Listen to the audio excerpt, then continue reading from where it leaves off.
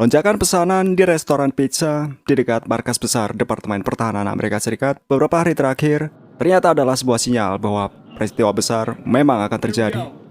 Dan kami harap tidak akan ada lagi orang bodoh yang menyebutnya teori konspirasi. Pada awalnya kami, mungkin Anda juga, berasumsi bahwa Pentagon akan melancarkan operasi terhadap rezim di Iran, mengingat negara itu sedang dilanda protes besar. Namun, sebagian besar orang ternyata salah. Tapi mereka masih berada dalam daftar. Dan untuk hari ini, peristiwa besar tersebut ternyata terjadi di halaman belakang Amerika Serikat, tepatnya di Venezuela. Ya, pada malam tanggal 3 Januari, pasukan koboi Amerika Serikat yang tidak menghormati kedaulatan negara lain melakukan operasi ilegal di Venezuela. Pemimpin geng ini menyebutnya Operasi Midnight Hammer. Sekitar pukul 2.00 waktu setempat, ledakan mengguncang Caracas. Associated Press melaporkan bahwa setidaknya ada 7 ledakan. Publikasi tersebut melaporkan bahwa serangan Amerika di Caracas berlangsung sekitar setengah jam. Selama waktu ini, Angkatan Udara Amerika Serikat berhasil menjerumuskan ibu kota Venezuela ke dalam kekacauan, sehingga memudahkan jalan pasukan khusus elit Amerika Serikat, Delta Force, untuk menangkap Presiden Nicolas Maduro beserta istrinya.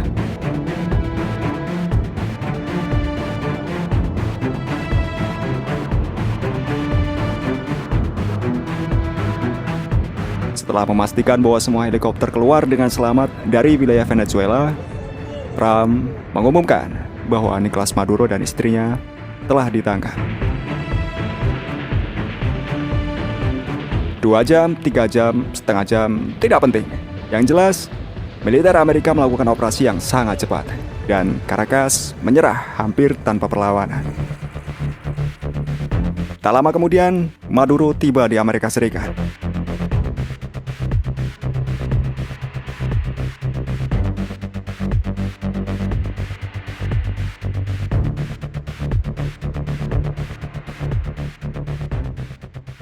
Iring-iringan kendaraan yang membawa pemimpin sah Venezuela tersebut dijaga ketat. Amerika Serikat mengerahkan kendaraan lapis baja dan helikopter untuk menyeret Maduro ke kompleks DEA.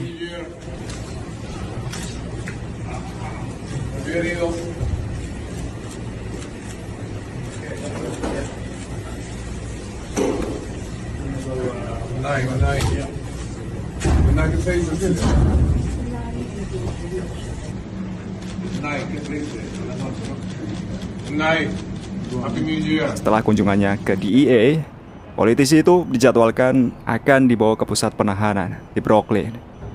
Di Amerika Serikat, Presiden Venezuela dan istrinya telah didakwa dengan tuduhan narkoterorisme. Presiden Venezuela, Nicolas Maduro, kemungkinan besar akan menghadapi hukuman mati atas tuduhan yang diajukan terhadapnya. Sebelumnya, muncul juga sebuah laporan bahwa Maduro menghadapi 4 hukuman penjara seumur hidup di Amerika Serikat. Itu artinya, jika ada 4 Maduro, semuanya akan dijatuhi hukuman seumur hidup. Ya, itulah hukuman dari negara yang menganggap dirinya sebagai polisi planet ini. Ini diperjelas oleh Wakil Presiden Amerika Serikat, J.D. Vance, yang dengan berani mengatakan, Anda tidak bisa lolos dari keadilan Amerika, meskipun Anda tinggal di luar negeri. Ya, negara yang sangat beradab, sangat menghormati kedaulatan dan tidak ikut campur dengan urusan negara lain. Pertanyaan banyak orang sekarang adalah, mengapa sistem pertahanan udara Venezuela tidak berfungsi? Jawabannya mungkin ada di laporan Fox News yang mengatakan bahwa pertahanan udara Venezuela memang tidak merespons, bahkan sejak awal serangan terhadap Caracas dimulai.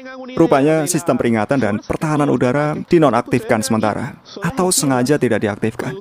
Mengingat Amerika Serikat melancarkan perang dengan Irak dengan menyuap perwira senior Irak, tidak menutup kemungkinan mereka juga melakukannya di Venezuela. Pendapat serupa juga disuarakan Military Chronicle. Jelas bahwa ini adalah pengkhianatan. Tidak hanya sistem pertahanan udara yang dinonaktifkan, tetapi seluruh pasukan Venezuela. Hampir tidak ada pasukan yang terlihat di Caracas.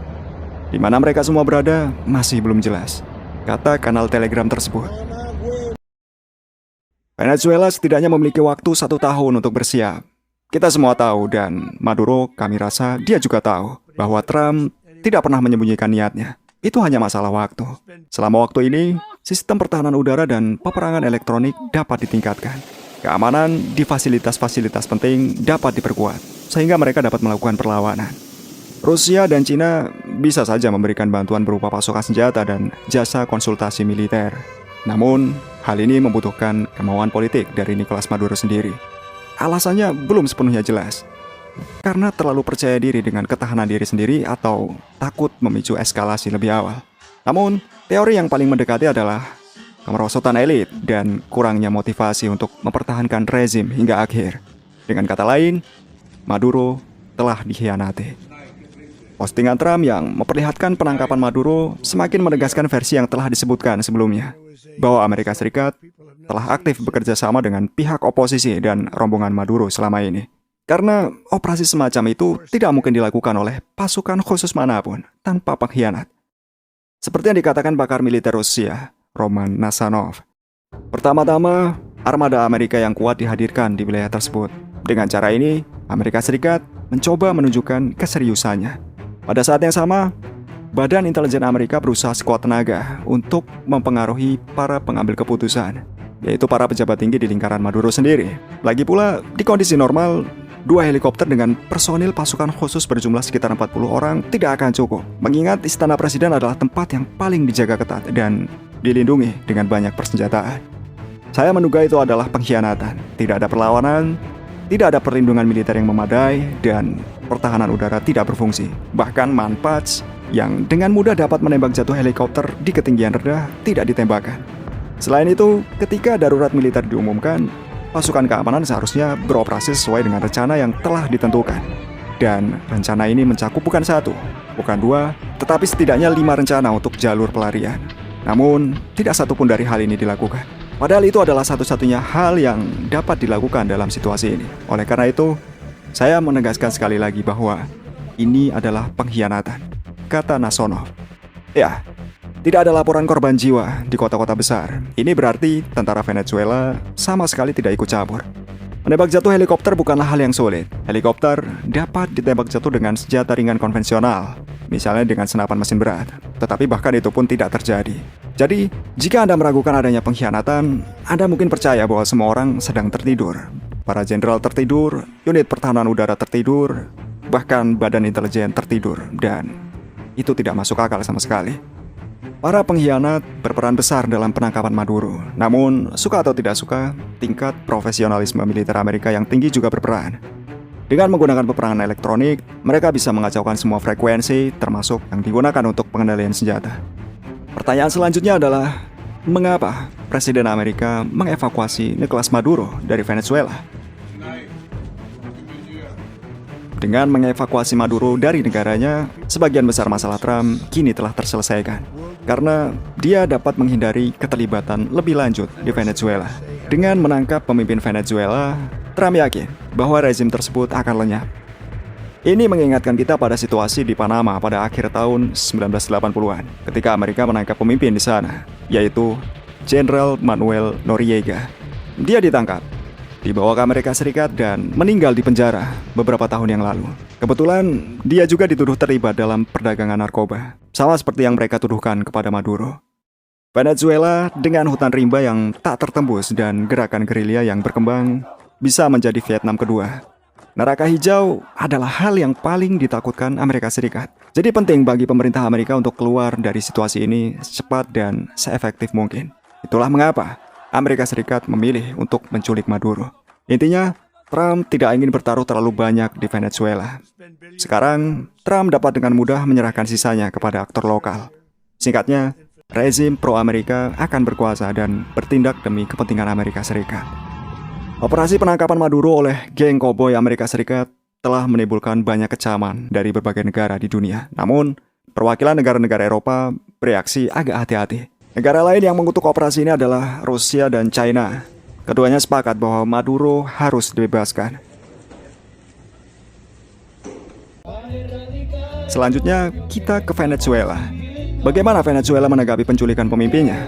Upaya Amerika Serikat untuk menciptakan kekacauan yang akan memicu keresahan domestik sejauh ini masih gagal. Masih ada rakyat Venezuela yang turun ke jalan dan menuntut Amerika Serikat untuk mengembalikan pemimpin mereka.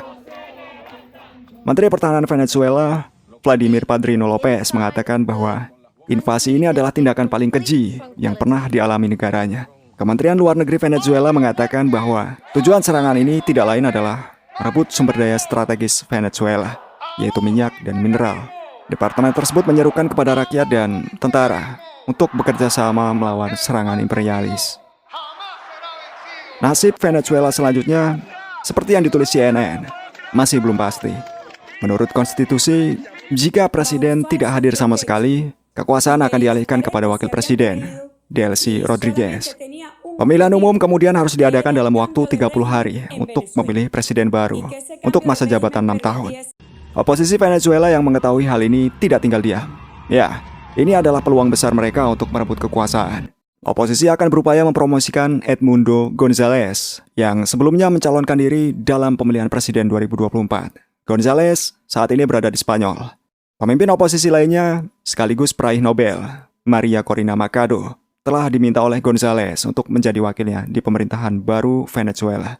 Skenario lain yang mungkin terjadi adalah kudeta militer di Venezuela.